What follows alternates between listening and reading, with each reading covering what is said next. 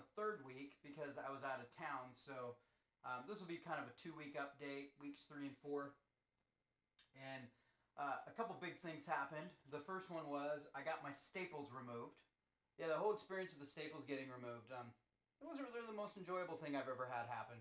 It felt like a bee sting. Yet I had 23 staples, so I had to look forward to about 23 bee stings. And what I was hoping to have happen then is I was hoping to be able to be authorized to drive because having to share a car, bum rides off people when I've got things like physical therapy, my wife works full time, is a little bit complicated. But unfortunately, I was told that I can't drive. And the soonest that they'll consider allowing me to drive is January 6th. So that's been about the biggest inconvenience that I've had. But I do want to say thanks to a number of people that have been very gracious to give me rides. Jim Arment has been huge, Kevin Weisbrod, my dad, Sky Holzinger, all these different people have helped me periodically to get me from one place to another, which I really appreciate. And to be honest with you, it's kind of embarrassing. It's humbling to need such a simple request and simple things happen. It's kind of embarrassing, but so it's Tuesday. This is my third time of the day for me to do my exercises. My shoulder's feeling pretty good. The thing I'm trying to do right now is slowly wean myself off the painkillers.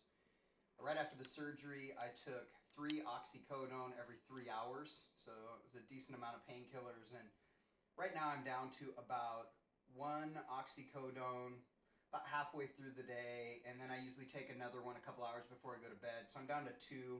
So I'm hopeful that probably by next week when I do my update, I shouldn't have any painkillers in my system. I will take acetaminophen on a regular basis, but that's it. Probably the biggest challenge that I had in the last couple of weeks is I got my staples out on Friday, and then I left Monday morning for a conference that I had in Orlando that was scheduled long before I ever had the surgery. And I had a couple of my staff guys going with me, but I was there for 4 days.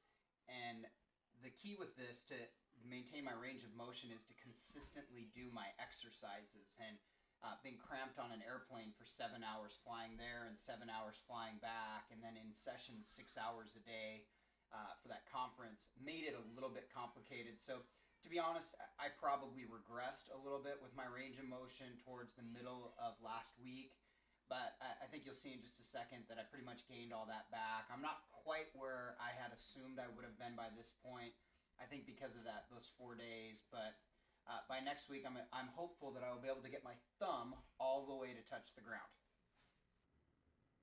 Yeah, it gives you an idea. I'm probably, about 2 inches off the ground? My thumb? Do it again. Yeah, more like 4. 4? 3.5. Let me get a ruler. I took a picture with a tape measure from my blog, so I think I was 3 inches in that one. Here is my official incision. Staples off is what it's going to look like. I have to be honest, I'm a little bit disappointed because I think it's going to completely disappear.